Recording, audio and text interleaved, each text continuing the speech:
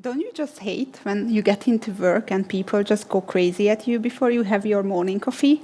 I do hate it, and it happens to me a lot, actually. So a couple of years ago, when I just got into the office, and I went to my desk, and the only thing on my mind was my morning cappuccino and nothing else, another product owner colleague just approached me to help him in something. All right, I asked him to wait until I get my morning coffee. But whilst I was making it, I was continuously thinking about what he might wanted, because he never contacts me. And then his first thing in the morning, he contacts me. Okay, I went back to my desk. He was there waiting with a very desperate look on his face, actually. Okay, I was even more curious what he might wanted. He was like, could you please help me? Could you please walk me through on your system? Could you please show me what your system does? Okay, that's getting more, it's getting stranger, because as the first thing in the morning, he wants to learn about our system, and he never contacts me, by the way. But it's a quick win for me. I love to show my amazing system anyways, so that's what I did. I showed him the system. But the mood suddenly changed a lot. So he became disappointed, he became sad, but he just thanked me and walked away. I didn't have the time to worry about that, because I had a lot of things to do at that day. We were about releasing stuff to production. We were about celebrating it in our favorite steak restaurant, so I didn't have the time to worry about that guy. But later on, later on that day, the guy sent me an email. And I was curious what's happening here, because he never contacts me, and he contacted me second time on the same day. It was strange again. I read through the email, and I was really shocked. So actually, what was in that email? That particular team where the product owner works actually spent almost 2 years with implementing the same stuff that we already had in our product. Exactly the same stuff. Yeah, that's why he was so sad and disappointed after I walked him through on the system. Well, everyone on the email chain was panicking pretty much. What's going to happen if the senior management finds out about that? A couple of days later, no one disturbed me in my morning coffee, actually, but I overheard 2 managers speaking. And the complete team was broken up, and the lead of the team was fired. So if the developers were more curious there, maybe at least someone could have spotted this $1 million mistake, right? So I'm here today to show you how you could be that one who can spot this $1 million mistake. Also, referring back to Kenny's talk today, our blind spot was that we didn't have the forum, the tool for that, for spotting out this $1 million mistake. Our blind spot was that the programmers weren't curious enough, and we didn't have a tool to encourage them that time. I'm Zsófia, by the way. I'm working as a product owner and working on the business side for more than 14 years now, mainly on the fintech industry. And I do not code, actually, just for everyone's information. And I really want people around me to be curious. And not just because the story I just told you, but also because the second best source of product ideas is programmers themselves. I'm also here today to show you how to be the best source of product ideas, not just the second. By the way, how many of you are developers here? Okay. Anyone from business side or product owner side? Cool, hi. I have good news for you, because you can put this immediately into practice. And you guys can take it to your product owner or business analyst or whatever, and they can put this immediately into practice, what I'm going to show you today. Again, a couple of years ago, at a company, we had clients in Hong Kong. And so we had client coverage as well. Those relationship people used to call me in early morning because of the time zone difference, and it's fair enough. But once they called me, actually I wasn't there. I was sick or whatever. And they pasted their questions into a common forum where all the developers could see that. And one of our developers picked up the thread, and he started to answer to that relationship guy, which is fair enough. Developer was happy because he could answer the relationship guy's queries. And the relationship guy was also happy because he could get answers, and he could immediately take those to client and answering client questions. A couple of weeks later, I was just in a conversation with that relationship guy, and it came out that the client canceled the contract. And suddenly it came out that they canceled the contract because that group of functionality that the developer and the relationship guy was talking about, because it came out that the developer gave some misleading and incorrect answers. However, the functionality was perfectly there, built in the system. Actually, they just didn't know how to use that, and they couldn't actually suggest to the client. Yeah, so one of the key success factors for the developers in doing domain-driven design is to understand the domain. I guess I don't tell new things here, but otherwise, how could we write code? How could we solve business problems by coding? I mean, if we don't know about the business, if we don't know the business domain, or how could the developers contribute to maintaining the ubiquitous language if they don't understand the business, the domain? But what if they simply don't care?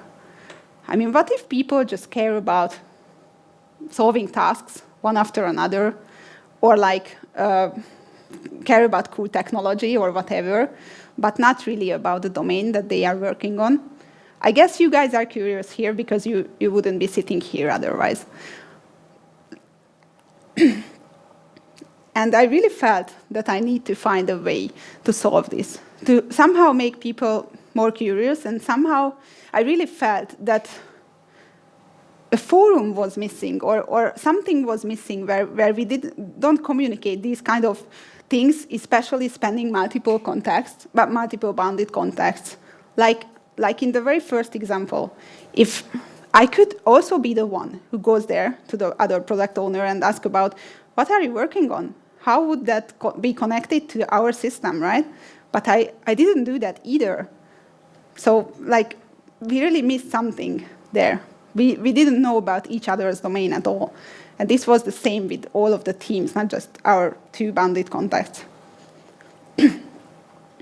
All right, so I wanted to have something that is not more than a day-long workshop or something.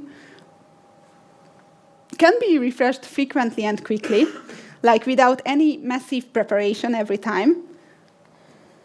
I wanted something that is well documented, and the documentation could be shared between teams, between people in the company. I wanted to have something that works for any audience, not just diverse audience, so anyone could be sitting there, product owners, business analysts, domain experts, developers, testers, whoever, but also it should work for more people at the same time, I mean, for multiple teams at the same time, which could mean like 20, 30 people as well. And people are fed up with boring meetings, right? So I wanted to have something that is not boring, finally. And yeah, I spent a lot of times with thinking. And later on, it came out that a domain flow simulation would fit the purpose. A domain flow simulation is at most 1 day long workshop, where participants are simulating a domain flow by using exactly the same products that our customers are using, by stepping into their shoes, and whilst role-playing. This is very important because this mitigates, the role-playing mitigates the not boring part. Let me share a few experiences I had so far with this domain flow simulation session, or these sessions. The first domain, when we first created the first session, the first domain was the IPO domain, which is initial public offering on the investment banking side, which means when a company decides to issue shares and go to public, investment banks are managing this whole issuance process. And this domain was our first domain where we executed the simulation session. And this domain is pretty complex, so like affects 7 products, like it meant 6 bounded contexts at that time for us. It's a 1-day-long workshop. It worked the best for us with 12 people, but it's depending on how you group the people, what's your domain, what is your domain, whatever. We grouped this 12 people into 3 teams. And we executed this domain flow simulation session for this first domain, for this IPO domain, 6 times already. And this domain gave us a lot of opportunity for role-playing, actually. Because there was, at the very beginning of the process, for instance, when the investment banks wants to convince the company to mandate them to run the deal, to run the issuance process. Also, later on in the process, when the salespeople at the investment banks want to convince the potential investors to invest into the company, or in between, when the investment banks need to work together, and actually they need to sync all the time and in 10-hour phone calls or whatever. So these things could be role-played very well. It requires a lot of preparation, actually, from our side, like facilitator side, but it's worth it. So like people can learn and remember a lot more when they are role-playing something. It's very educative and it's very fun. It's very funny when you are doing that. So I would recommend to implement the role-play sections into your whatever session you have. You could implement the role-play parts if you can, but especially in the domain flow simulation sessions. The other domain we executed this session so far was much less complex than the other one, but still affecting 6 products, like it meant 5 bounded contexts. It's just a half-a-day workshop. It's 9 people, same grouping, like 3 teams, and we executed this 3 times. It contains much less role-playing, but it, for instance, includes the data entry process, let's say. So when the developers or any audience has to actually cleaning the data, entering the data, cleaning the data, reconcile the data, so like the data entry teams doing that. So it's really fun and educative as well. So it also has the team building power. I tried to gather all the feedback I got so far based on all the domain flow simulation sessions we ran. It wasn't straightforward to gather all those feedback because at the very beginning we did it on paper, like we wanted something to hand out to the audience whilst they are still there in the room. So we really wanted them to write down their fresh thoughts, so before they go out from the room. So, but I tried to gather all those paper-based feedback as well here. And what is very important here, that you see 3 categories here, but just 2 slices in the pie chart, which is great news, because it means that everyone learned at least something. I mean, a few new things, but the majority of the audience actually learned a lot. But thankfully, this no new things category is not appearing in the pie chart, which is great. I really like that it was interactive and we could see the products from all the different personas aspects, not just what we are used to. Also another one, I now better understand why my work is important for clients. This is a very important thing. So, okay, you are doing domain flow simulation session because you want to show the different products, how they are working together, where are the connection points, actually how the domain flow looks like and how is it like to participate in that. But this is a very major point here that everyone could see where their work matters and why they are working, actually. Because of the environment, it was like real. That was the goal, so that's great. I love the detailed explanations and that it was hands-on. These are just few ones from all the feedback, but I just wanted to give you an idea what participants think about that. And let me give you a few tips here, how to run this session. Make it fun at the role plays, as I mentioned before. Ensure the correct room setup, because this is, again, something that is important, in my opinion, because you need to contribute with your IT, and you need to ask your IT to prepare or to set up the room accordingly, which means that the participants can focus on learning and focus on the content, and they don't need to struggle to look at the small laptop screens and stuff. You just need to prepare monitors, their keyboard, mouses, whatever, for every team to really make it possible to focus on the content and on learning the whole day. And it's very important to leave enough breaks, because at most 1 or 2 things will be familiar for participants. All the other things will be new, because they are learning the whole domain flow. I mean, they are trying to simulate. So learning new domains, learning new things is hard and very tiring. So you need to leave those coffee breaks. Enough coffee breaks. By the way, it not necessarily need to be your product owner, domain expert, business analyst, whoever who runs this, who drives this. It could be anyone. So I would encourage you really to just ask for your help, obviously, from domain experts. But really, it can be anyone who feels like doing that. I mean, doing this domain flow simulation sessions. And it would be a great idea to build this whole thing on the top of your event storming wall, right? What are you doing when event storming? A bunch of things, I know.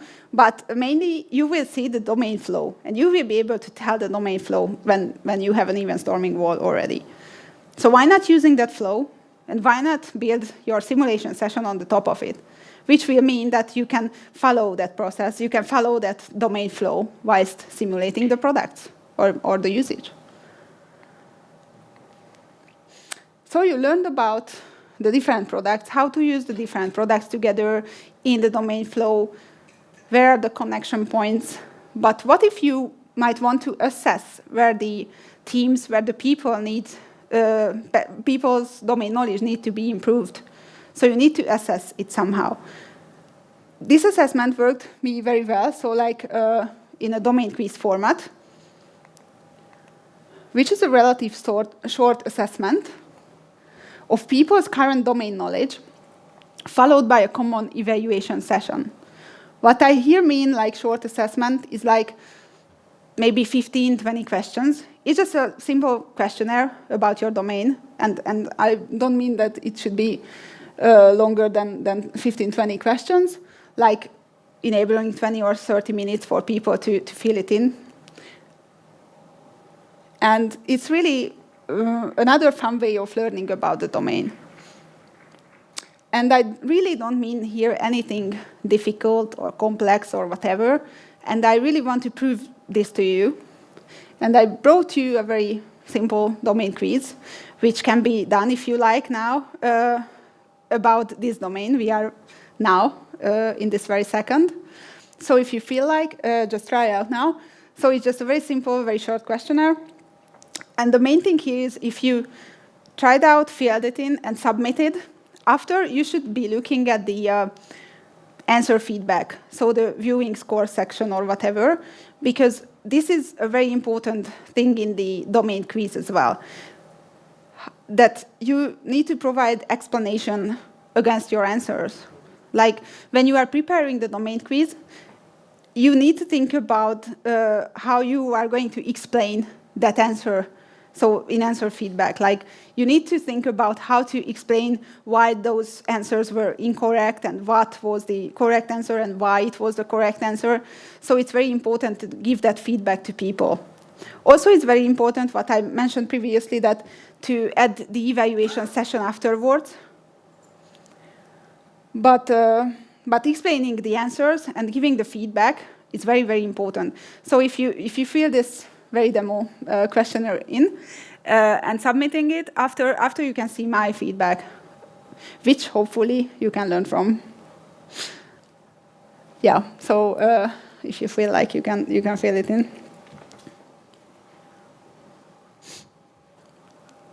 It doesn't work? It works on my machine. Cool. At least.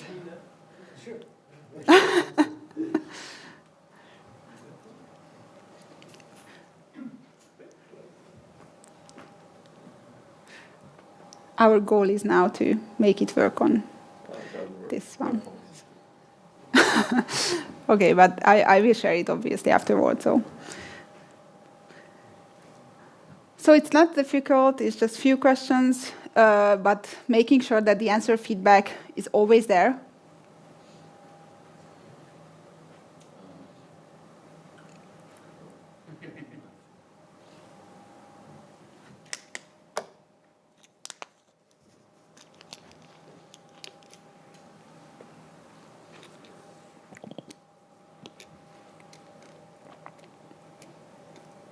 That works.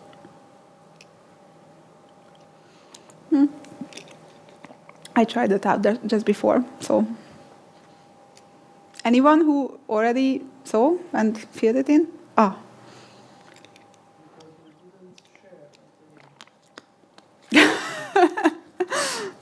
All right.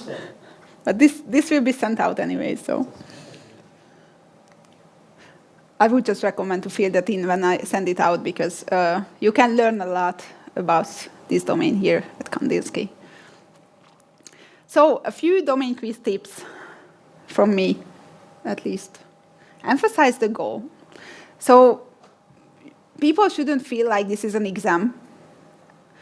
So you should emphasize that it's for you. It's for you to assess the current domain knowledge and to know the weakest point, where are the weakest point, and you want to address that in a later session or in your domain flow simulation, for instance, because these things can build on the top of each other.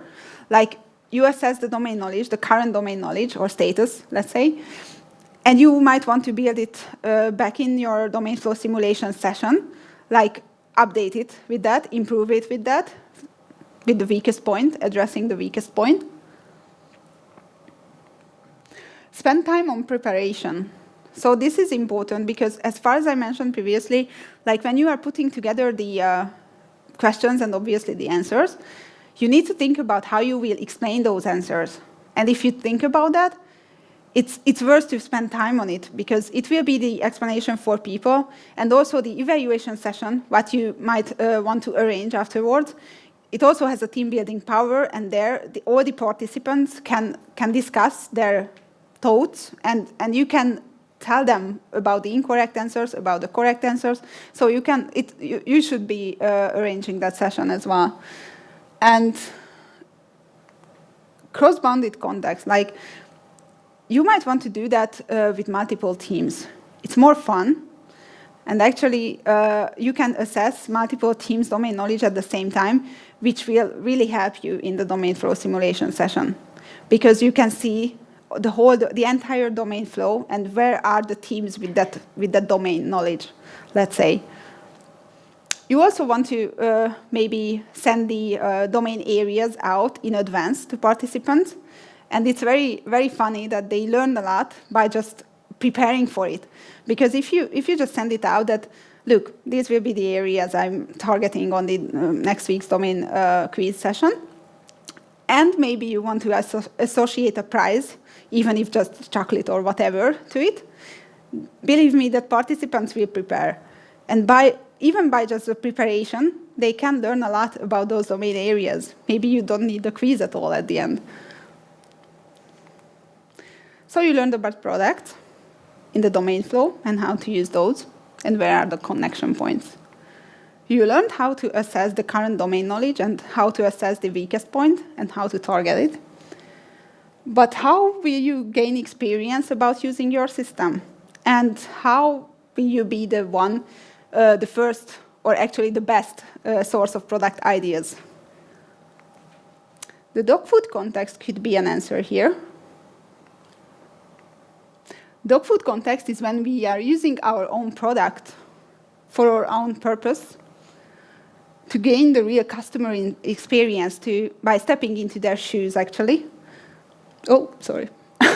By stepping into their shoes. If you are working at Facebook, for instance, it's very easy to use your own product, right? You can do it every time. You can do it on a daily basis.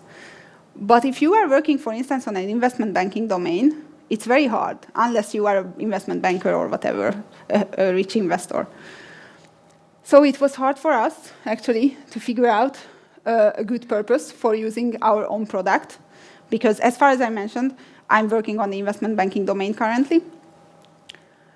And what I mean here, so finding a good purpose for using your product is priceless. A good purpose, what I mean here, is not artificial, and it's not useless. And it's really not straightforward to find that purpose sometimes. I mean, as I mentioned, sometimes it's easy. It's straightforward sometimes. And it's not that successful if you don't have the real motivation. So I first heard about this whole dog food context thing from Nick Tune, and I really fell in love with the idea. I immediately wanted to use for our own product for something. I didn't care. So I went back to the team, and I discussed with them. They agreed. They were enthusiastic as well. And we started to use our product. So we figured some goals. We thought those are goals or purpose. And we started to use that. And everyone was enthusiastic. But I think because we had data for ourselves on the production, and they could use the production, and it was the enthusiastic part that they can log into the production and do something. But a couple of weeks later, the enthusiasm just got lost, and actually we had no purpose, so people weren't engaged, people weren't motivated, so we just stopped using that, actually. But the development manager at that time, whom I was working with, he came up with a brilliant idea what to use our system for. In our company, bonuses at the end of the year are based on individual performance, thankfully. Hopefully this is the case everywhere. And managers are really struggling with that because it can be so subjective, and it can be, so you need to be fair somehow. And they are obviously struggling all the time with these appraisals. And on the other hand, at that time, we were working on a product in the investment banking area, but on a product where the investment professionals could evaluate the banks whom they are working with together. So why not connect the two? Why not just set up an environment for us? Why not just tweak it a little bit, because it had a bunch of configuration and aspects and whatever in the background, and make it possible for the team to evaluate the other teammates. I mean, everyone could evaluate the other teammates, for instance, within the team context. And so the manager could get feedback about individual performance without knowing who made this comment or who made that particular evaluation. Because we asked an independent person to export the results and whatever, so to handle these kind of things. And we just saw that who was evaluated, how were the individuals evaluated. That was a great idea, I think, and it proved me that the development manager did know the domain, really. Otherwise, he couldn't came up with this idea.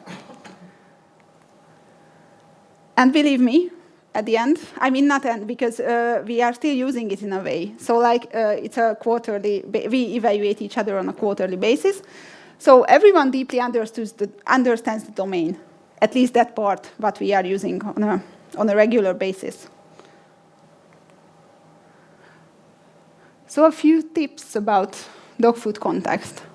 Define a specific goal, like, as I mentioned, if that's missing, or if that's not good, that can be like, you know, it's just because using our product is not always good, not always useful.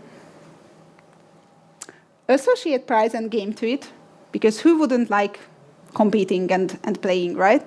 So like if you associate something, in our case, the bonuses and this kind of stuff was not strictly, but associated to the whole thing. So everyone was, let's say, enjoying to giving feedback about each other. And look back and revise. Revise that it still makes sense in a way how you are using that, because maybe it just lost that goal in the meanwhile, lost that purpose, or whatever reason. So you should just continuously revising it. And also arrange sessions here, again, these kind of evaluation sessions or just sessions where you gather the feedback from the developers or from the guys who are working on their own products, or from the team, because otherwise it wouldn't make sense to do that, right? So you need to gather the feedback regularly, and so improving the product, right? That's what you are using your own product to have ideas to improve it. How many of you using their own products? In this kind of aspect, like on regular basis, on purpose? Half. Like sometimes, or it's just, this means sometimes, or this means... Just a very few aspects of the product. Mm-hmm. Okay. Is that an artificial usage, or is that a natural one? It's a natural one, but it doesn't really fit with the rest of the product, so we're using just a part, not in the flow that it's usually used by the customers. All right. Kind of like, meh. I feel that. So, yeah.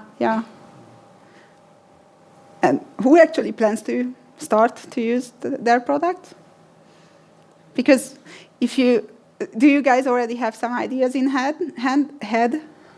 I cannot speak. It's already decided, but it's kind of artificial. It's more to do the dog fooding because of the dog fooding. To come up with a model that we could use it, but it's still going to be useful. I'm very happy to have these conversations later on or tomorrow or whenever, if you like. Yeah. So really, if you want to discuss or just speak about that, or I'm very happy to do that, because it's an area that I really love to, especially the figuring out what we should use our products for. So it's very, very funny sometimes. Microsoft has been doing this really like the last couple of years. When the new CEO joined, he basically told everybody to use Visual Studio online team services thingy. And that's great. Every department was supposed to use it, well, like as an order of the entire company.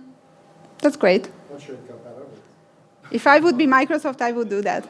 I would do the same. I don't use it, so I don't. Yeah, it's pretty good. So it works though. I still can just say that be curious about your domain. Participate in these kind of domain flow simulation sessions to have an idea about the domain flow, to see the products, the different products, how those work together, where are the connection points, and how all the different bounded contexts can have the same domain flow and work on that. Participate in quiz to help your product owner, business analyst to assess how is your current domain knowledge, or where you are with the domain, and how the sessions could be improved, for instance, where they are targeting your domain learning areas. And use your own product to gain the real experience. Use this, let's say, domain learning framework. So use these 3 tools to actually be more curious and to gain more knowledge about your domain. And why? Because you could be a hero, right? So imagine that you are the one who spots this $1 million mistake, right? So you prevent your company from losing money. You prevent your company from losing people and losing enthusiasm, which is, I know money is very important, but for me, losing enthusiasm is something that is maybe more important, because you cannot gain it back, or it's not easy to gain it back. Yeah, money not easy either, but. And how to be a curious developer? Well, actually, you can bug your product owner, business analyst, domain expert, whoever, to run these sessions. If they haven't thought about that, just tell them, put this into practice, run these sessions. You could also run, as far as I mentioned. You just can ask for help from the domain expert to put this whole thing together, or either thing I showed you before. Search for business reason. So whenever you get a task, you should be curious about the reason behind. I guess this is repeated all the time, but this is really important because it's just by nature, right? So you need to be curious about the business reason behind, and that's how you can implement the perfect solution for mitigating the business problem. And pair up, even with the product owner, I would say. So sometimes I'm pair programming with the guys, and what you are doing when you pair programming is just like continuously crunching the domain, continuously learning, continuously speaking about that, so learning again. So pair up as much as you can, even with your domain expert, product owner, whoever, because it's totally useful. And how to support curiosity as a product owner? Do these sessions, obviously, so from the other perspective. Ask team regularly. Otherwise, how could you know that they have feedbacks, and how could you know what those feedback are? And just in order for the team or for the people to feel that their opinion matters, that's why you should be doing this regularly. So you should ask them about their experiences, about their thoughts. And show curiosity as a product owner. Encourage people. So if you are a product owner and you are not curious, you should be considering finding another job or role or whatever, because this is the key skill, I think, in my opinion, for a product owner, to be curious. So just if you are a product owner, and we just have one product owner here, except me, and I would just say that lead by example. And I mentioned just the worst examples so far to you. Sorry for that. Let me make it up for you. So I meet with a lot of positive examples as well. So like I mentioned you, the development manager who came up with a brilliant idea, at least in my opinion, it was a brilliant idea, how to use our own product. And it happened, so it was very positive. Or before every release, I always panic. I mean, I want to check everything in the last minute, and I want to check functionalities we are going to release, whatever, so I want to check everything. And well, sometimes I just see spinners just spinning and nothing happening and whatever. I think everything is collapsed, and I get panicked. And quite a few times, just developer came to me and said that, Zsófia, you are not using the system in the correct way because your configuration in the background is not aligned with the client workflow. This was really quite a few times. Maybe this was because I panicked or whatever, when I'm panicking before a release, but this was really the case a lot of times. And these are the times when I really feel good that they tell me how to use the system. It's great because they know it. And also, it was recently, I can say, that a new user experience guy joined the team, and I was on sick leave. And someone needed to onboard him because there was a design that needed to be done, obviously very urgently. And a developer picked up this thing, and he onboarded the new UX guy. And later on, I saw the designs, and those were perfectly fit the purpose.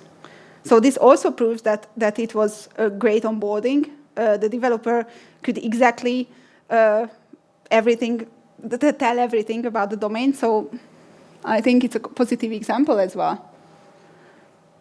One last piece of advice. Don't disturb product owners before their morning coffee.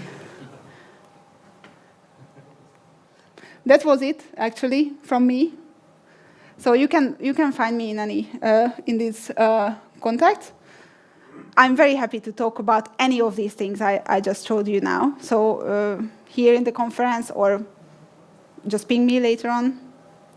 So any questions now, maybe? Yep. So you do that in the context of the development team. Have you ever thought about doing that with business people that you know in silos? Business people also participating in our domain flow simulation session, for instance, because as I mentioned, I really wanted it to be good for any audience, like diverse audience as well. So sometimes it's the case that there are product owners, there are complete teams, so like product owners, business analysts, and the developers and the testers. But also, I already had participated or facilitated a simulation session where only product owners were there, for instance, because we need to learn about each other's domain, and it's very educative, if you ask me. So it really works to do with any audience, really. Yep. I have two questions.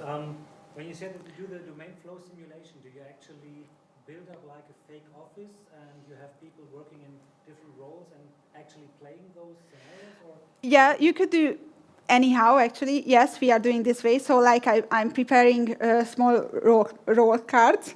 Actually, we draw at the beginning, so everyone gets a role. And that role is actually valid for the whole day. And they are like stepping into that shoe where the roles are, and they are playing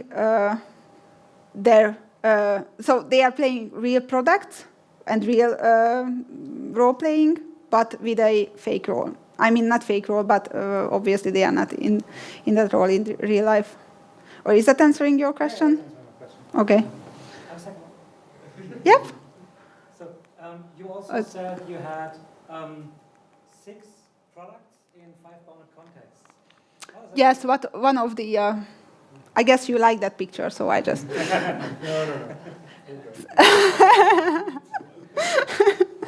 So, yeah, but I just wanted to go back, but maybe I won't manage it. So I mentioned 6 products, like 5 bounded contexts. Yeah. So like, well, there can be the case when one team is responsible for, or one bounded context is maintaining or implementing 2 kind of products or 2 kind of areas. At my current company, it's called like components. Like, for instance, I am product component owner, and I'm not product owner, just component owner. It means the same, actually. It just depends on the context. So in our company, it makes more sense to talk about components and not like products. So, kind of it. I wanted to go back there, but anyways. Any other questions? Yeah. I have a question totally different from the flow. How it happened to you to come in contact with DDD? Because my experience is totally other way around, and I want to apologize. It was that guy. That guy there. So actually, I attended his workshop last year. I believe it was last year in April, in a conference, in a big tech conference in Hungary. It's a craft. And I attended the whole day workshop. And it was great. So I fell in love with that because all it was saying is that care about the domain, right? So understand the domain. There were, like, I was the only product owner there, and other people were developers, as far as I remember, and I really enjoyed it. I mean, really. So at the beginning, I was afraid of maybe it's too technical for me, I cannot do that, or whatever, but it was really the opposite. So, like, I learned a lot, and I enjoyed a lot. So that's how, actually, it evolved from. Okay, then the second why were you there? In the workshop? Yeah. Actually, my company provided the option for a couple of people to choose sessions on the craft conference. It's a big conference. And I've chosen this session. Actually, no one else did in my company. So, and they supported me to go because if no one else wanted to go, then I can bring the knowledge. So that's why, yeah. And why I chose this, because in the description there was this kind of things, like what I was curious about, like understanding your domain. It's easy, right? I mean, it was like, for me, it's not easy at all, but it was for me. I felt that time as well, and I still feel it. I mean, I really like it. I try to spread the word in Hungary because there are really not too many people interested in the domain-driven design yet, but my goal is to make more people there on my meetup and whatever. Yeah. 5 eyes. Yeah, 5 eyes. 3 more. No, I will ask Nick. What was in the description? I think this is the biggest problem. You say that one of the biggest problems are that the developers are not curious. But I think we are just passing this problem to the other side. It shouldn't be the other side. Yeah, exactly, right? We need this kind of- Yeah. But I can tell you that on one of my slides, so that's the case sometimes, that even the product owners are not curious enough. I mean, even they just, okay, they come into work and they are just working and then they go home and that's all. And they don't want to really learn more. Like they need it on a daily basis, like just pulling the whatever work items from one column to another or whatever. But from there, they don't really want to learn a lot. It's sometimes they are not curious enough, I would say. Yeah. So we need to encourage curiosity, not just for the developers, but for everyone, I think. Can you encourage curiosity? Is it not? I just do it this way.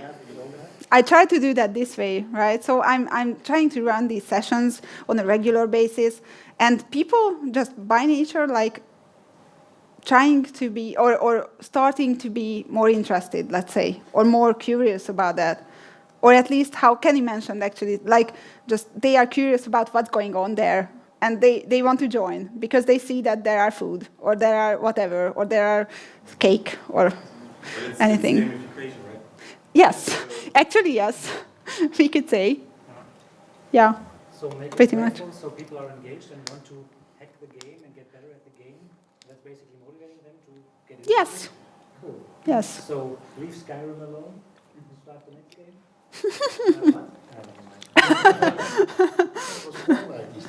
Yes, you are kids and your games. We are trying to do this on the empowerment line. Yeah. Because if you give openness and responsibility and freedom, then you give trust.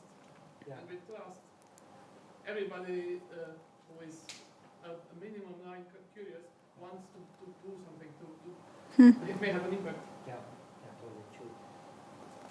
I really love this topic, so we can discuss it through many times today and tomorrow. Anyways, questions? More? Then I guess that's it. Thank you very much. Thanks. And talk to you later, probably.